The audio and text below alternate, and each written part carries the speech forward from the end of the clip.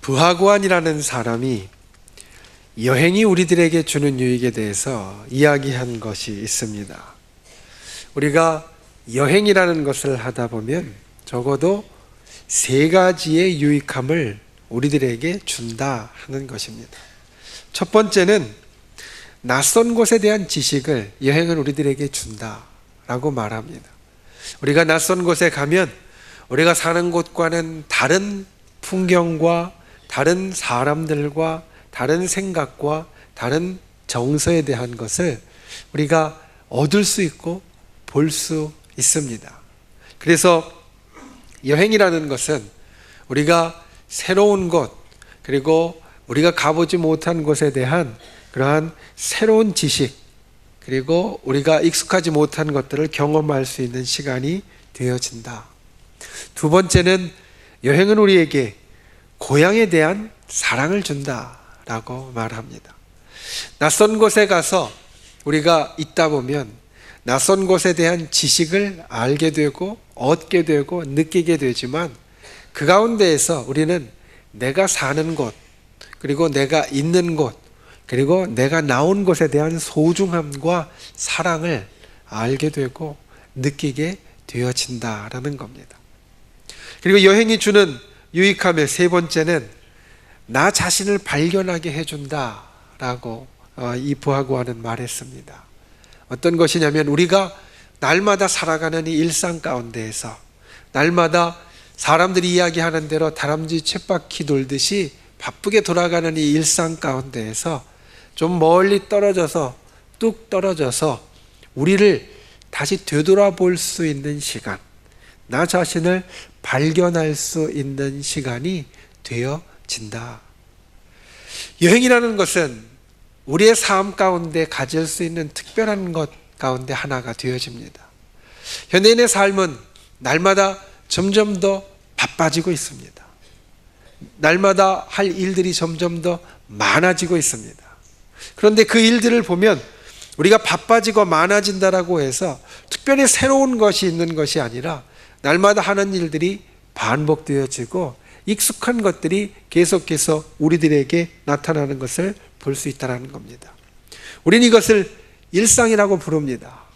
우리가 살아가면서 날마다 경험하고 날마다 익숙하게 우리 가운데에서 지나가는 것, 또 내가 해야 될 것, 그리고 이 일상이 좋아지려면 가끔은 우리들에게 특별한 것들이 필요합니다. 아까 부하구안이 이야기한 대로 여행이 우리들에게 주는 유익은 낯선 것을 알게 하는 것, 지식도 있지만 그 낯선 것을 알므로 인해서 우리의 고향, 내게 익숙한 것에 대한 사랑과 소중함을 깨닫게 한다라고 말하는데, 우리 신앙에 있어서도 마찬가지입니다. 우리 신앙의 일상도 사실은 바쁘게 돌아갑니다. 주일날 한 번 예배를 드리는 분들도 있지만 우리 권사님들 가운데에서는 새벽에 나오고 또 오전에 기도하러 나오시고 오후에 전도나 다른 교회 일들을 하시고 또 저녁 때 교회 예배가 있으면 예배에 나오시고, 이렇게 날마다 교회에서 있는 그 신앙의 일상 가운데 바쁘게 돌아가면서 여러 가지 일들을 하시는 경우가 많이 있습니다. 그 일상 가운데에서 우리는 때로 특별한 것이 필요합니다. 그 특별한 것은 우리의 일상을 더욱더 좋게 하기 위한 것이고, 우리의 일상을 더욱더 새롭게 하기 위한 것이고, 더욱더 든든하게 하기 위한 것이다 라는 겁니다. 오늘 말씀을 통해서 여러분들과 나누기 원하는 것이 바로 그것입니다. 이 특별한 것이 우리 일상을 좋게 하는 것, 이것이 나타나는 시간들이 우리들 삶 가운데 있는데, 때로는 우리의 일상 가운데에서 여행같이, 또 우리의 신앙 가운데에서 특별한 집회나 특별한 일같이 우리의 신앙을, 우리의 일상을 더욱더 든든히 해주는 것이 있는데, 그럴 때 우리가 어떠한 모습으로 나아가야 할 것인가, 어떠한 자세를 가져야 할 것인가, 그래서 그것들을 만들어내고 이루어낼 수 있을 것인가. 오늘 말씀을 통해서 그와 같은 귀한 깨달음이 저와 여러분의 심령 가운데 넘칠 수 있기를 주님의 이름으로 축원을 드립니다. 첫 번째로 우리가 기억해야 할 것은 은혜를 사모해야 한다라는 겁니다. 은혜를 사모해야 합니다. 여러분, 누가복음 17장에 보면 10명의 문둥병자 이야기를 예수님께서 하고 계신 것을 우리가 볼 수 있습니다. 문둥병이라는 것은 이제 오늘날은 그 이름이 바뀌어서 한센시병으로 바뀌었지만 이스라엘에게 있어서 참 힘들고 어려운 병 가운데 하나였습니다. 병이 들면 사실 사람이 더욱더 외로워지고 사람이 더욱더 의지하고 싶은 마음이 생기게 되어집니다. 그래서 아플 때에 사람이 옆에 있는 것과 없는 것은 아프지 않을 때 사람이 옆에 있는 것 없는 것과는 전혀 다른 의미를 갖습니다. 아플 때는 누가 옆에 꼭 있으면 좋겠습니다. 평상시에는 별로 그런 것을 느끼지 못하는 사람들도 그렇게 느낍니다. 그런데 이 문둥병이라는 것은 사람과 같이 할 수 없는 병이었습니다. 왜냐하면 옮길 수 있기 때문에 성경에 보면 그 문둥병이 걸린 자는 성 밖에 나아가서 사람들과 격리되어 살았어야만 했습니다. 오늘 예수님께 10명의 문둥병자가 찾아왔습니다. 그래서 그들의 힘든 것을 이야기했습니다.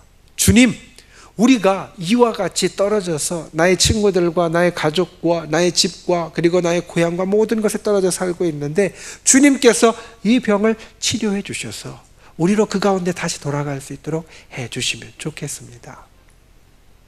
그 이야기를 듣고 예수님이 10명의 문둥병자에게 말했습니다. 가서 제사장에게 내 몸을 보여라. 제사장에게 몸을 보이는 이유는 제사장이 이 사람이 정결하다 부정하다 판단할 수 있는 권한이 있었고, 그리고 병이 다 나았으면 정결하다라고 제사장이 판단해 주어야만 이들이 다시 집으로 돌아갈 수 있었기 때문입니다.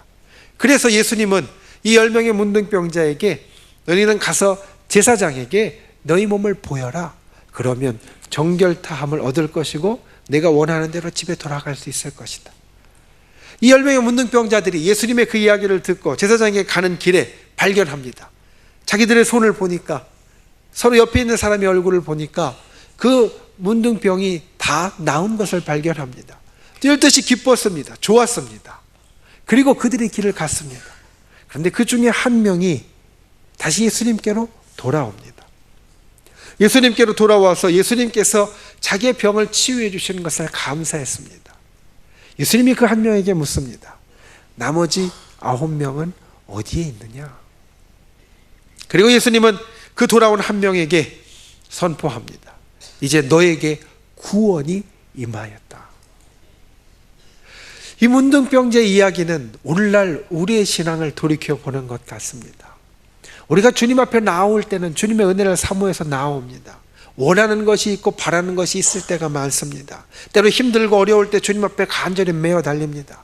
그리고 나서 우리가 주님 앞에 기도한 그것이 이루어지면, 우리가 주님 앞에 소원한 그것이 이루어지면 우리는 뿔뿔이 그냥 있는 것으로 흩어진다는 겁니다.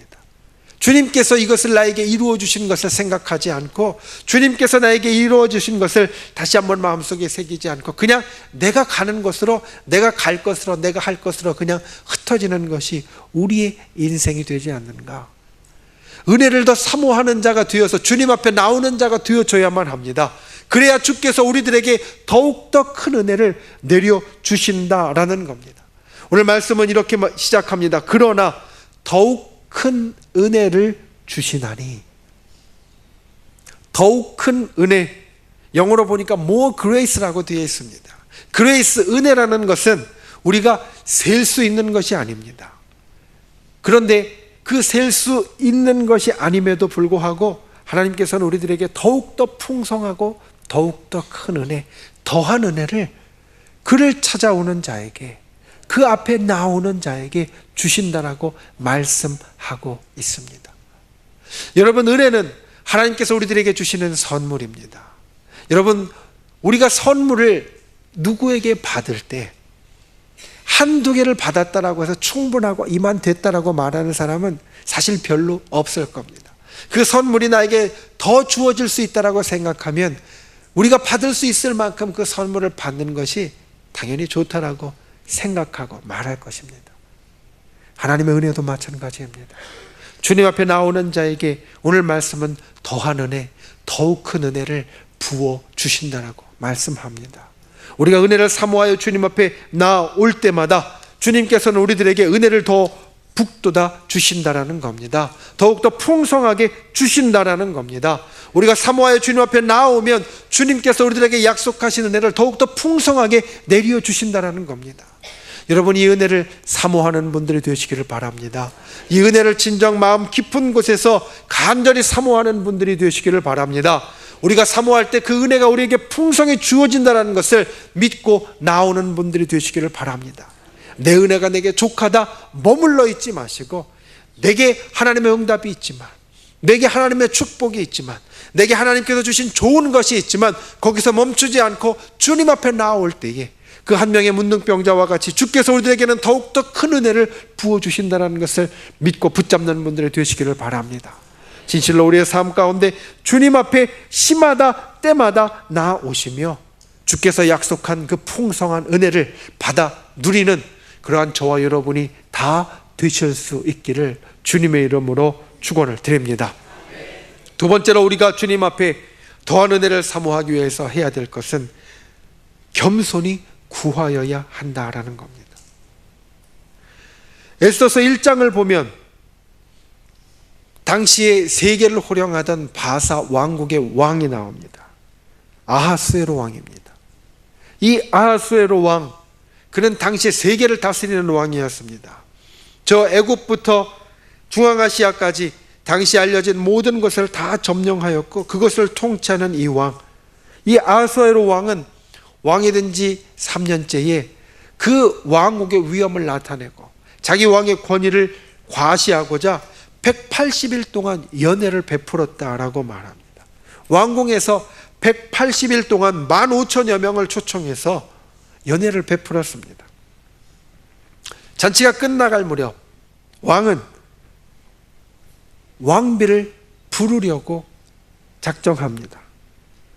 왕이 잔치를 베푸는 동안 왕비도 부녀들을 데리고 잔치를 베풀고 있었는데 왕은 자기의 왕비 와스디를 사람들에게 보여주고 싶었습니다. 그 와스디의 빼어난 미모를 과시하고 싶었습니다. 그래서 에스더 1장 11절 말씀을 보면 왕이 전령을 보내서 왕비에게 그 연회장으로 나오라라고 말합니다. 그런데 1장 12절 이어지는 말씀을 보니까 와스디는 왕에게 갈 수 없다고 전하라라고 말합니다. 왕비로서는 남자들의 주용이 고조되고 있는 자리에 왕비인 자기가 가는 것이 적절치 않다라고 생각했을 수도 있습니다. 그리고 왕이 그 잔치의 말미에 전 세계에서 모인 많은 사람들에게 그 왕비의 미모를 과시하고 싶었던 만큼 그가 가졌던 미모에 자신이 있었을 수도 있습니다. 그래서 이 와스티는 왕이 부르는 자리에 마땅히 갔어야 했는데 그 전령에게 못 간다고 여쭈라고 대답을 하게 됩니다. 이 사건이 발단이 되었습니다. 그래서 와스티는 왕비 자리에서 퇴출당하게 됩니다. 물론 이 일이 에스더를 왕비로 세우고 이후에 구원의 역사를 이끌기 위한 하나님의 섭리였었지만 그 와스티라는 인물을 통하여서 우리는 한 가지를 깨달을 수 있습니다. 아무리 자신의 미모에 자신이 있고 그리고 자기가 참으로 모든 것을 쥐고 있다라고 생각할지라도 그와 같이 교만하며 그와 같이 스스로를 높이 생각하는 자에게는 더 이상 은혜가 없다. 오늘 말씀도 그래서 이렇게 말합니다. 하나님이 교만한 자를 물리치신다라고 말합니다. 여러분, 우리가 기억해야 할 것은 교만한 자에게는 은혜가 없습니다. 아니, 교만한 자에게는 은혜가 필요하지 않습니다. 왜냐하면 자기가 가진 것으로 충분하다라고 느끼기 때문입니다. 내가 가진 것이 충분하고 내가 가진 것이 힘이 있으니 더 이상 은혜가, 하나님께서 나에게 도와주심이 나에게는 필요하지 않고 나는 이것으로 됐다라고 생각하기 때문입니다. 때로는 그 교만한 자가 사모하는 것이 은혜가 있을 수도 있습니다. 그런데 그것은 참된 은혜가 아닙니다. 왜냐하면 그의 자신에게 있어서 자신을 살려줄 깊은 곳에서부터 그 자신을 풍성하게 해줄 것을 구하는 것이 아니라 그는 값싼 은혜, 그냥 잠시 즐긴 은혜를 구할 뿐이기 때문입니다. 여러분, 우리가 주님 앞에 설 때 이것을 생각해야 합니다. 내가 주님 앞에 충분하고 내가 주님 앞에 이제 되었고 내가 주님 앞에 이제 다 갖추었다라고 생각하는 자에게는 은혜가 임하지 않는다라는 겁니다. 사실 우리는 주님 앞에 그와 같이 주장할 아무 근거도 없습니다. 주님은 이 땅의 모든 것을 창조하셨고 이 땅의 모든 것을 이끄시는 분이신데 그분 앞에 나는 충분합니다, 나는 되었습니다 라고 주장하는 것 자체가 사실 어불성설이다라는 겁니다. 내가 주님 앞에 응답받은 것이 있고 내가 주의 축복을 통해서 이 땅에 누리는 것이 있고 내가 이 땅에서 주님께서 주시는 이전에 주셨던 은혜로 인하여서 충분하다라고 생각한다 할지라도 우리는 주님 앞에 겸손히 나아가야만 합니다. 사무엘상 1장에 보면 한나라는 인물이 나옵니다. 여인이 나옵니다. 이 한나라는 말의 뜻이 바로 우리말로 하면 은혜입니다. 그에게는 은혜가 필요했습니다. 왜냐하면 아무도 자신을 도울 수 없고 아무도 자신에게 힘을 줄 수 없었기 때문입니다. 자기 남편도 자기 이후에 여인에게 얻은 자식들을 보며 자기를 괄시합니다. 자기를 도와줄 아무 후사도 없습니다. 힘들고 어려워서 성전에 나가서 기도했더니 제사장도 저 여인이 술 취해서 와서 횡설수설한다라고 책망합니다. 남편도 주변에 있는 친척들도 그리고 제사장까지도 자기에게 아무 도움이 안 됩니다. 이 한나가 붙잡을 사람은 오로지 하나님밖에 없었습니다. 그래서 그 하나님 앞에 남들이 볼 때는 술 취했다라고 오해할 정도로 간절하게 매어 달립니다. 그러자 그에게 하나님의 은혜가 있었습니다. 하나님께서 그녀에게 사무엘을 주셨고 하나님께서 그녀에게 이후에 다른 자식들을 주시며 그녀가 살아갈 수 있는 힘이 있도록 만들어 주시고 이 땅에서 하나님의 역사를 드러내는 기적을 드러내는 인물로 만들어 주셨다라는 겁니다. 그가 하나님을 붙잡았을 때에 다른 어떤 것이 아니라 오로지 하나님만을 붙잡았을 때에 그와 같은 역사가 있었습니다. 여러분, 우리가 주님 앞에 나와서 겸손한 자는 하나님만을 붙잡는 자입니다. 나를 붙잡는 것이 아니라 다른 어떤 사람을 붙잡는 것이 아니라 바로 하나님을 붙잡는 자에게 주께서는 겸손하다 말씀하시고 은혜를 베풀어 주신다라고 오늘 말씀은 우리들에게 선포하고 있습니다. 여러분, 더한 은혜를 받기 원하신다면 주님 앞에 겸손히 구하는 분들이 되시기를 바랍니다. 주님 앞에 겸손히 구하는 자가 될 때에 주께서 우리들에게 은혜를 주신다는 것을 기억하는 분들이 되시기를 바랍니다. 그 은혜를 주님 앞에 나와서 사모하며 간구하는 분들이 되시기를 바랍니다. 은혜를 구하지 못하게 하는 것은 마귀의 역사입니다. 왜냐하면 은혜가 우리들에게 주어질 때 우리가 살 수 있고, 은혜가 우리들에게 주어질 때 우리가 강건할 수 있고, 은혜가 우리들에게 주어질 때 우리가 풍성해질 수 있는데 그것을 가장 싫어하는 존재가 바로 마귀이기 때문입니다. 하나님 앞에 나오는 기회가 있는데, 하나님 앞에 은혜를 받을 기회가 있는데 그 기회를 빼앗아가는 것은 마귀의 역사임을 기억하는 분들이 되시기를 바랍니다. 우리가 주님 앞에 나와서 겸손히 은혜를 구할 때에 주께서 우리들에게 은혜를 주신다 약속하셨는데 그 자리에 나오지 못하게 하는 것은 우리를 넘어뜨리고 쓰러뜨리고 우리를 밟고 일어서려는 마귀의 계계임을 기억하고 주님 앞에 진실로 그 가운데 능히 그 계계를 물리치고 이겨나가며 나와 은혜를 구하는 분들이 되시기를 바랍니다. 겸손하게 은혜를 구할 때 그 은혜가 우리를 살게 합니다. 겸손하게 은혜를 구할 때 그 은혜가 우리의 삶을 더욱더 풍성하게 만듭니다. 겸손하게 은혜를 구할 때 그 은혜가 우리로 더욱더 강건하게 만들어줍니다. 여러분, 이 은혜를 주님 앞에 누리는 분들이 다 되실 수 있기를 주님의 이름으로 축원을 드립니다.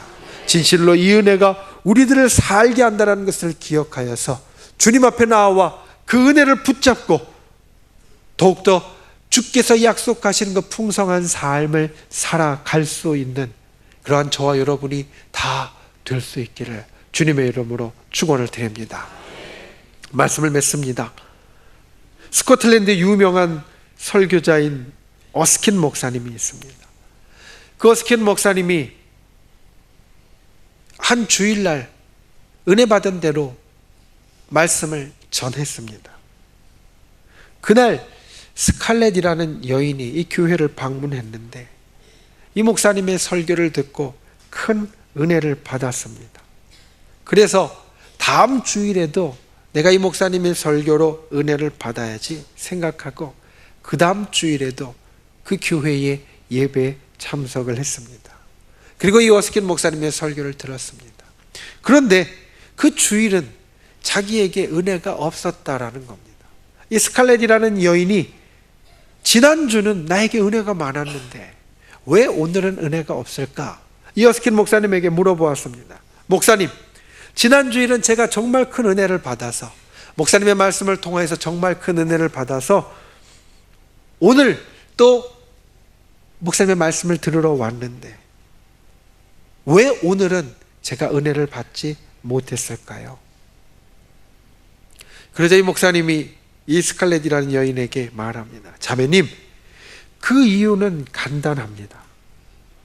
지난 주일에 자매님은 예수님을 만나러 왔기 때문에 은혜를 받았습니다. 그런데 오늘은 나를 만나기 위해 내 설교를 들으려 왔기 때문에 은혜를 못 받은 겁니다. 우리가 주님 앞에 나올 때 은혜 받고 감동받는 사람이 있고 또 어떤 사람은 그렇지 못한 사람이 있습니다.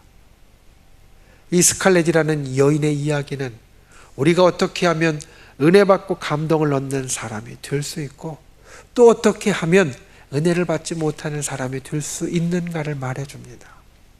주님을 바라고 도한 은혜를 사모하고 나오는 자는 은혜가 있고 감동이 있지만 구경꾼으로 나온 자는 은혜가 없고 감동이 없다라는 겁니다. 목사님이 오늘 무슨 말씀을 전하나 구경하려고 온 자에게는 은혜가 없고 감동이 없었습니다. 우리가 주님 앞에 나올 때마다 이것을 기억하는 분들이 되시기를 바랍니다. 하나님은 항상 주님 앞에 나오는 자들에게 더한 은혜를 부어주려고 준비하고 계십니다. 우리가 그 은혜를 받으려면 주님 앞에 나올 때마다 오늘 말씀의 이 두 가지를 기억해야만 합니다. 은혜를 간절히 사모하는 자가 되어야 한다는 겁니다. 내가 주님 앞에 나올 때 오늘 예배 드리는 것이 지난주와 지지난주와 지난 수요일과 지난 금요일과 똑같은 예배로 그냥 의무적으로 와서 앉아있는 것이 아니라 문둥병자가 자기의 병이 다 치유함을 얻었음에도 불구하고 주님 앞에 다시 나아갔을 때에 구원의 은혜가 임했던 것 같이 오늘 주님 앞에 나온 우리가 은혜를 사모하는 마음으로 앉아있을 때에 주께서 우리들에게 은혜를 채워주신다. 여러분 이것을 기억하셔서 주님 앞에 나올 때마다 은혜를 사모하는 마음으로 있는 분들이 되시기를 바랍니다. 은혜를 사모하는 마음을 이 가운데 품는 분들이 되시기를 바랍니다. 그리고 두 번째로 겸손히 구하는 분들이 되시기를 바랍니다. 겸손히 구하는 분들이 되어야만 주께서 우리를 살려주십니다. 나는 주님이 필요합니다. 주께서 나와 함께 해주셔야 하고 주께서 나와 같이 해주셔야만 내가 살 수 있습니다. 겸손히 주님 앞에 고백해야만 주님께서 우리들에게 은혜를 부어주시고 그 은혜로 우리를 살게 해주신다는 겁니다. 진실로 주님 앞에 나와서 우리가 주님, 나는 이미 받은 은혜로 족하니 그냥 무슨 일인가 보겠습니다 라는 마음으로 앉아있는 것이 아니라 주님, 오늘 이 시간 주의 은혜가 내 심령 가운데 임하여야만 내가 살 수 있습니다. 오늘 이 시간 주의 은혜가 내 심령 가운데 채워져야만 내가 힘을 얻을 수 있습니다. 오늘 이 시간 주의 은혜가 내 가운데 임하여야만 내가 승리할 수 있습니다. 주님 앞에 이와 같은 마음으로 겸손하게 은혜를 구하고 그리고 그 은혜로 이 땅을 승리하는, 이 땅에서 승리하는 삶을 살아가는 그런 저와 여러분이 다 되실 수 있기를 주님의 이름으로 축원을 드립니다.